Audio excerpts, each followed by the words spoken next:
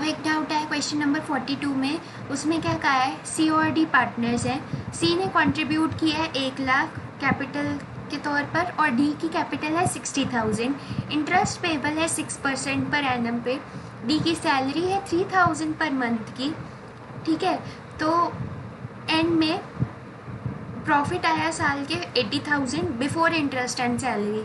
बताया है पहले भी कि before interest and salary, before का मतलब कि उसने अभी इंटरेस्ट और सैलरी को कुछ नहीं किया। जब कुछ किया ही नहीं है तो हमें भी परेशान होने की ज़रूरत नहीं है, ये बस कंफ्यूज करने के लिए दिया होता है। आफ्टर हो तब फ़र्क पड़ेगा, बिफोर जब उसने इंटरेस्ट और सैलरी से पहले कुछ किया ही नहीं, उनका कुछ किया ही नहीं, उनसे पहले वाला प्रॉफिट दिए, तो हमें क्या टेंशन है, फिर कोई टेंशन ही नहीं है। डिवाइड करना amount between C and D, ये अमाउंट कैसे डिवाइड होगा। अब ये क्वेश्चन बहुत सिंपल लग रहा होगा, लेकिन इसमें एक ट्विस्ट है जिसके कारण इसका आंसर गलत आता है, वो ट्विस्ट समझते हैं। तो पहले तो profit and loss appropriation account बनाएंगे अपना normally, for the year ended debit credit पूरा फॉर्मेट बनाया। By profit and loss account net profit आया 80,000 टू इंटरेस्ट ऑन कैपिटल, सी की इंटरेस्ट ऑन कैपिटल 1 लाख पे 6%, 6,000 आई, डी की 60,000 पे 6%, 3,600 आई, टोटल आ गया 9,600। डी का सैलरी अकाउंट, डी की सैलरी कितनी गिवन है, डी की सैलरी गिवन है 3,000 पर मंथ की, पर मंथ 3,000 मतलब पूरे साल का 36,000 हो गया इंटू 12 करके। चलो अब प्रॉफिट्स कितने बच गए, 36,900, 45,600 को जो खर्चा है हमारा उसको प्रॉफिट में से माइनस कर लेंगे तो हमारे पास 34,400 रह गया।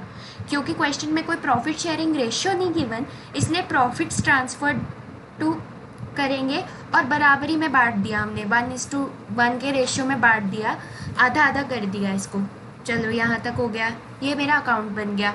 लेकिन यहाँ पर क्वेश्चन ख़त्म नहीं हुआ, क्योंकि क्वेश्चन को ध्यान से पढ़ो। क्वेश्चन क्या है, डिवाइड द अमाउंट, पूरा का पूरा जो प्रॉफिट है वो किस तरीके से डिवाइड हुआ है बिटवीन सी एंड डी, वो दिखाना है।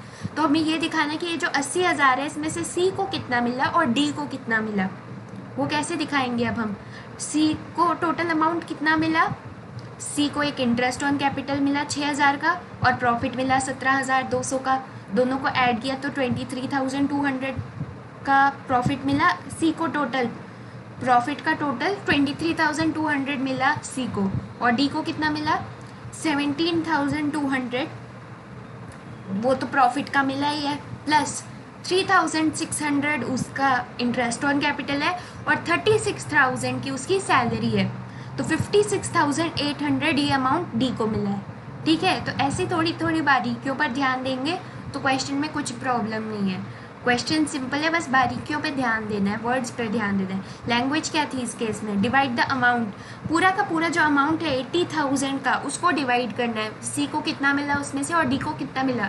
अब जब इस अमाउंट का 56,800 जो डी को मिला है और सी को जो 23,200 मिला है उसको टोटल करोगे तो 80,000 आ जाएगा।